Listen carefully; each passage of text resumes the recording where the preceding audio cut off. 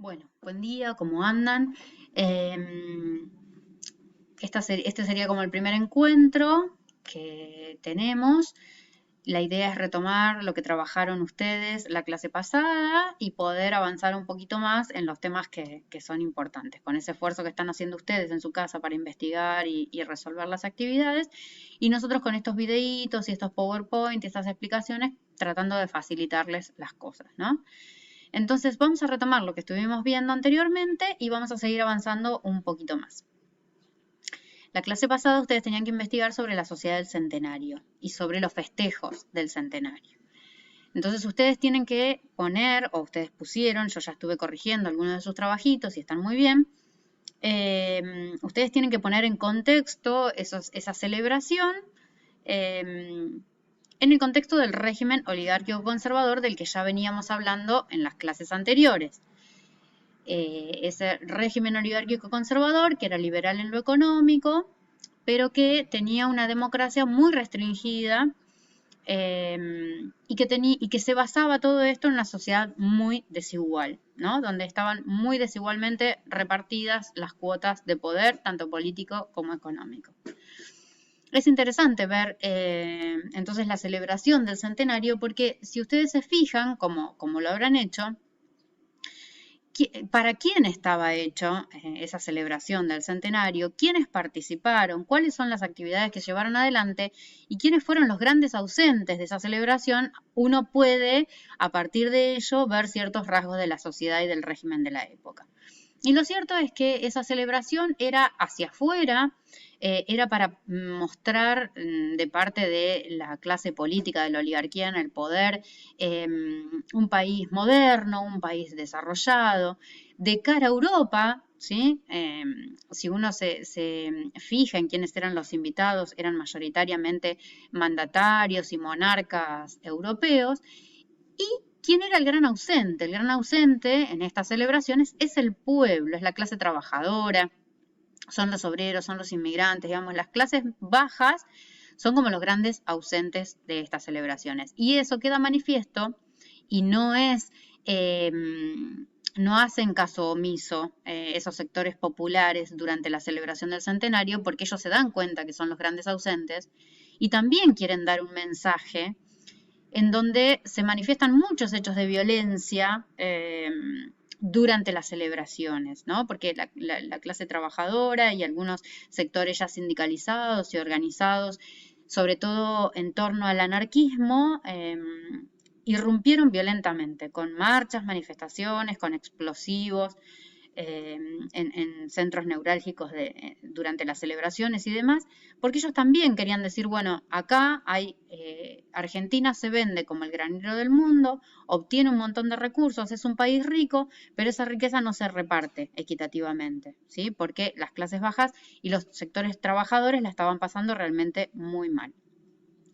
Entonces, por eso es que trabajamos eso de la sociedad del centenario y también comparándola con la fiesta y con la sociedad del bicentenario, ¿no? Donde ya el pueblo es parte de la celebración, ¿sí? Todo el pueblo disfruta de esa celebración, hay todo como un recorrido de la historia argentina y si uno se fija en las celebraciones del bicentenario, ya no hay mayoritariamente presencias europeas, sino que hay mayoritariamente presencias latinoamericanas, ¿sí? O sudamericanas. Entonces, la imagen que se quiere mostrar es otra imagen, un poco más relacionada con esta visión que tenían San Martín y Bolívar de la patria grande y de los hermanos latinoamericanos, es decir, más hacia adentro o más hacia América y no tanto hacia Europa.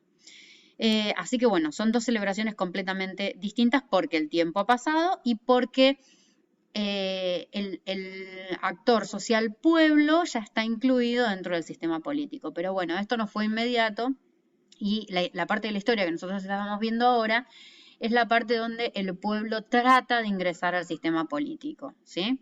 Los sectores medios y los sectores bajos intentan ingresar al sistema político. La clase alta era la única que participaba del sistema político y económico. Bien, entonces lo que nosotros tenemos que tratar de analizar ahora es que Argentina durante ese periodo era una especie de olla a presión, ¿sí? Que tenía muy pocos canales de participación quien no pertenecía a la oligarquía. Entonces, empezó a pedir participación de manera violenta porque el régimen no les daba ningún tipo de participación, ¿sí?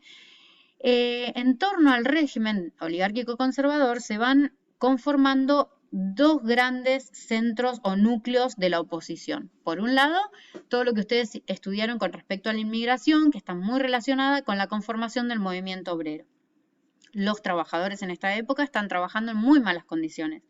Trabajan muchas horas, trabajan mujeres, trabajan niños sin ningún tipo de protección, trabajan en lugares muy poco salubres, trabajan en lugares muchas veces que ni siquiera están oxigenados o a los que les llega la luz solar. O sea, las condiciones realmente eran terribles en las que trabajaban. Entonces, los diferentes gremios y sindicatos se empiezan a organizar dentro de cada una de las ramas de actividades. Entonces, los telegrafistas empiezan a formar un sindicato, los zapateros empiezan a formar otro sindicato, los metalúrgicos otros, y así se van formando sindicatos por rama de actividad.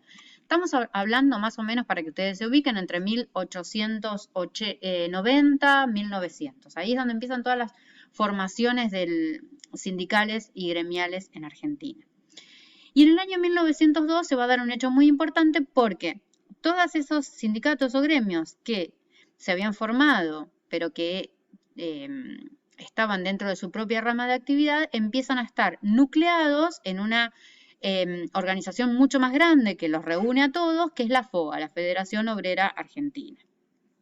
Y ese vendría a ser como si fuera la CGT hoy, ¿sí? La Central General de los Trabajadores. Bueno, lo que hace es unir a todos los sindicatos para que cuando quieran hacer una manifestación de fuerza, realmente tenga fuerza, porque no es un sindicato el que protesta, sino que son 66 sindicatos, ¿sí? No es lo mismo. Entonces, este es un hecho muy importante que se da en 1902, donde ya todos los sindicatos empiezan a tener acciones coordinadas.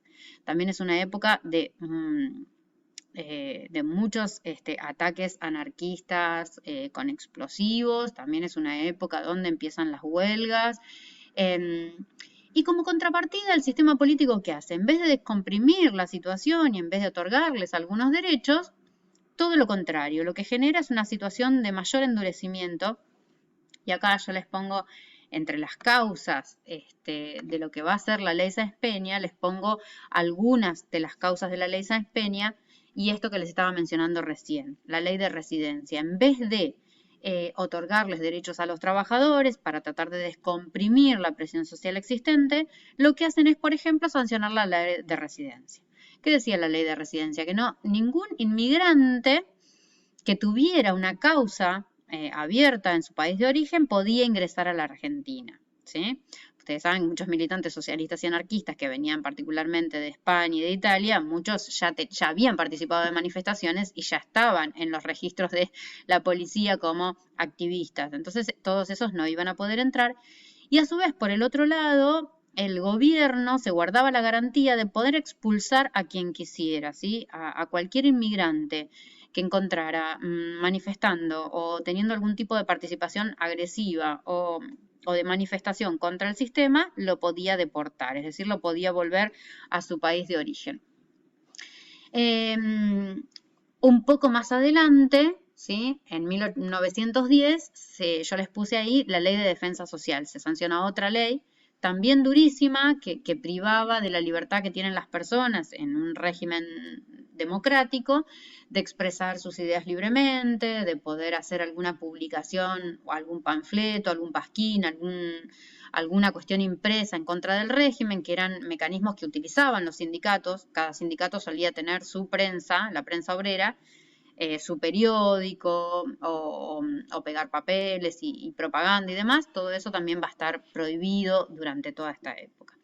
Entonces, estos son algunos indicios que yo les quería comentar para que ustedes percibieran la sociedad y el clima político de la época, que era un clima de mucha violencia social y donde el régimen, en vez de descomprimir, se volvía más duro y más represivo. Dentro de este contexto, entonces, hablamos de dos oposiciones. Por un lado, toda la oposición del movimiento obrero y por el otro lado, la oposición que venía desde la Unión Cívica Radical. La Unión Cívica Radical va a tomar durante esta época dos posturas claras. La primera gran postura es la del abstencionismo, es decir, en todas las elecciones que haya, tanto ejecutivas como legislativas, el radicalismo no va a participar. Un poco diciendo, bueno, nosotros no podemos participar de esta farsa donde sabemos que el Partido Autonomista Nacional tiene todo el circo armado para ganar siempre él, ¿no? Entonces, no participan de las elecciones porque creen que son que los mecanismos están dados para que ellos siempre pierdan y el Partido Autonomista Nacional siempre gane.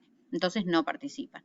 Pero por el otro lado no se quedan quietos ahí, sino que intentan levantamientos o golpes de Estado para tratar de sacar al Partido Autonomista Nacional por la fuerza del gobierno. Van a tener 3 intentos. El primero ustedes lo estudiaron, que es la Revolución del Parque, siendo todavía la Unión Cívica, y después va a haber 2 levantamientos más, ¿sí? En el 93 y en 1905, ¿sí? Bueno, esas son algunas de las causas que yo les puse para que ustedes perciban lo que era el clima de época y para ver que llegó un momento que había un clima de presión social tan importante que cuando llega la presidencia de Roque Sáenz Peña, ¿sí? en 1902, haciendo una mala evaluación, porque dentro de lo que era la oligarquía en el poder, hay como 2 posturas. Una que era la más ortodoxa, que decía, no hay que flexibilizar para nada el sistema, no hay que democratizarlo, así estamos bien, así seguimos ganando. Y había otro sector que decía, este tipo de violencia política lo tenemos que parar porque va a terminar en un estallido social que nos va a sacar del poder por la fuerza. Entonces, tratemos de otorgar alguna, de dar alguna concesión, de otorgar algún derecho de los que nos está pidiendo la oposición. En ese grupo estaba Sáenz Peña, ¿sí? Entonces comienzan las negociaciones para modificar el sistema electoral, ¿sí? El sistema electoral que, como ustedes estuvieron viendo, el sistema electoral es cómo se vota, ¿no? A quién se vota y cómo se vota. Ustedes estuvieron viendo que el sistema electoral, obviamente, no era obligatorio, era voluntario, el empadronamiento también era voluntario, había fraude, había voto cantado, digamos, todo eso constituía el sistema electoral anteriormente. Se hicieron algunos ensayos para tratar de dar algunas libertades o algunas democratizaciones, y no muchas, como por ejemplo, que en vez de que el voto fuera cantado, fuera escrito, ¿sí? Pero ustedes imagínense que en una sociedad con un índice de analfabetismo tan grande, que vos tuvieras que poner de puño y letra a quién querías votar, también dejaba fuera un montón de gente. O sea que esto no resolvió la cuestión, no contentó a la oposición, no contentó a la Unión Cívica Radical, y siguieron las negociaciones y bueno, finalmente hay negociaciones entre el líder de la Unión Cívica Radical, que va a ser Irigoyen, durante esta época, porque ustedes vieron que el líder anteriormente había sido Alem, pero Alem cuando vio que todo esto no mejoraba se suicidó, y quedó como líder de la oposición o de la Unión Cívica Radical Irigoyen. Irigoyen se sienta a negociar con Sáenz Peña y finalmente llegan a esta reforma electoral, a sancionar la ley 8.871, o comúnmente llamada Ley Sáenz Peña, que va a hacer que el voto sea universal, entre comillas, ¿sí? Porque las mujeres obviamente van a ser las grandes perdedoras de todos estos reclamos, porque muchos reclamos sociales fueron atendidos, pero algunas mujeres feministas, sobre todo socialistas de la época, intentaron que el voto fuera realmente universal, pero no lo lograron. Bueno, les decía, entonces, universal entre comillas, solo para los varones mayores de 18, secreto, obligatorio, bueno, y vamos a estudiar un poquito más detalladamente en las clases subsiguientes cómo es que cambió el sistema electoral con la modificación del sistema, ¿sí? Bueno, voy a cortar y vuelvo porque no deja grabar más de 15 minutitos.